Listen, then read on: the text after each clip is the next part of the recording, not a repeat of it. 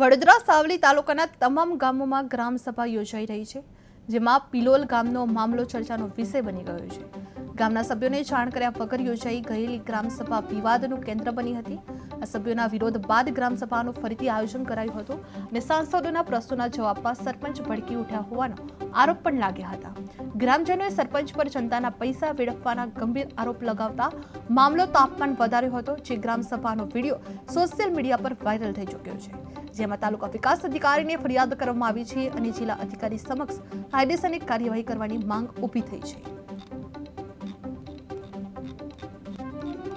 ગ્રામસભા video social media પર ઝડપથી viral થઈ ચૂક્યો છે, જે વડોદરામાં તાલુકા વિકાસ અધિકારીને પણ ફરિયાદ નોંધવામાં આવી છે. જે પિલોલ ગામમાં ગ્રામસભાને લઈને વિવાદ સર્જાયો છે, જે સભ્યોના વિરોધ બાદ ફરીથી વિવાદ સર્જાયો છે, જે સરપંચ પર જનતાના પૈસા વેડફવાના આરોપો લાગી રહ્યા છે. જે ગ્રામસભાનો વિડીયો સોશિયલ મીડિયા પર ઝડપથી વાયરલ થઈ ચૂક્યો છે, જે તાલુકા વિકાસ અધિકારીને ફરિયાદ નોંધવામાં આવી છે. જે વડોદરામાં ગ્રામસભાને લઈને વિડીયો સોશિયલ મીડિયા પર ઝડપથી વાયરલ થઈ ચૂક્યો છે, જે જનતાના પૈસા વેડફવાના ગંભીર આરોપ લગાવતા મામલો તાપમાન વધાર્યો હતો. જે ગ્રામસભાનો વિડીયો પણ સોશિયલ મીડિયા પર વાયરલ થઈ ચૂક્યો છે, જેમાં તાલુકા વિકાસ અધિકારીને ફરિયાદ કરવામાં આવી છે અને જિલ્લા અધિકારી સમક્ષ કાયદેસરની કાર્યવાહી કરવાની માંગ ઉઠવામાં આવી છે. જે પિલોલ ગામમાં ગ્રામસભાને લઈને વિવાદ સર્જાયો હતો, જે સભ્યોના વિરોધ બાદ ફરીથી યોજાયું હતું. જે સરપંચ પર જનતાના પૈસા વેડફવાના આરોપો થઈ રહ્યા છે. જે ગ્રામસભાનો વિડીયો સોશિયલ મીડિયા પર ઝડપથી વાયરલ થઈ ચૂક્યો છે. તાલુકા વિકાસ અધિકારીને ફરિયાદ નોંધવામાં આવી છે. જે વડોદરાના પિલોલ ગામમાં ગ્રામસભાને લઈને ફરીથી વિવાદ સર્જાયેલો જોવા મળી રહ્યો છે. જે સભ્યોના વિરોધ બાદ સરપંચ પર જનતાના પૈસા વેડફવાનો આરોપ લગાવવામાં આવી રહ્યા છે. મહેન્દ્રભાઈ ફોગટભાઈ પિલોલ એમાં ગ્રામસભાની મેં અલગ અલગ પ્રશ્નો બધા રજૂઆત કરી હતી. તેમાં મેં મારો પોતાનો મુદ્દો રજૂ કર્યો હતો કે મારા દજીપુરાની મેં જે પાણી જે નળે જે લાઈન આવે છે તે ઘણા લોકોને પાણીના નળ નહીં, પાણી છૂટું મૂકી દે છે અને દિવસમાં 12 કલાક પાણી આવે છે. તો મારી રજૂઆત એવું છે કે એનું વસ્તીના ધોરણે 40 થી 50 ઘર છે, તો એના ધોરણે 2 થી 3 કલાક ટાઈમે પાણી આપણને ટાઈમે પાણી છોડો. તો એ કહે છે કે ગ્રામ પંચાયત અમારું લાઇટ બિલ ભરે છે, તને શું લેવા દેવા છે, અમારે મેં તો જેટલું પાણી જેટલા ટાઈમ આલો એટલા ફેર આલીશું, ભલે પાણીનો દુરુપયોગ થાય કે ભલે બગાડ થાય.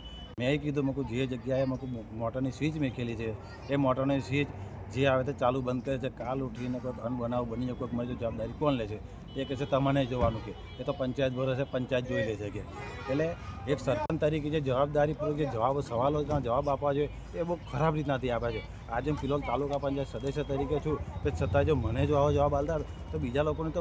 હું મધુભાઈ જીવનભાઈ ઠાકોર, પિલોલ ગ્રામ પંચાયત વોર્ડ 3ના સભ્ય. અમારા પિલોલ ગામની અંદર અગાઉ 24 તારીખે કેન્દ્ર સરકાર, રાજ્ય સરકાર દ્વારા જે દરેક ગ્રામ પંચાયતની ગ્રામસભાઓ લેવાની હતી, પણ એ ગ્રામસભાની અંદર અમારા સરપંચ તરફથી હું સભ્ય હોવા છતાં અમને પણ કોને જાણ નથી કરી, તેમ છતાં ગ્રામજનોને પણ કોને જાણ નથી કરી અને નોટિસ પણ એમને બજવી નથી. એટલે એ ગ્રામસભા એમને બંધ રાખી અને આજ 26 તારીખ આજે એ ગ્રામસભાનું આયોજન કર્યું. ગ્રામસભાની અંદર બધા ગામના પ્રજા, ઘણા બધા લોકો ભેગા થયા અને વારાફરતી પોતાના જે કંઈ પ્રશ્નો છે પ્રશ્નો કરતા હતા. એ પ્રશ્ન દરમિયાન સરપંચશ્રીએ તમામ પ્રશ્ન કરનારની સામે ગેરવર્તન કરી અને ખરાબ શબ્દોનો પણ ઉપયોગ કર્યો છે.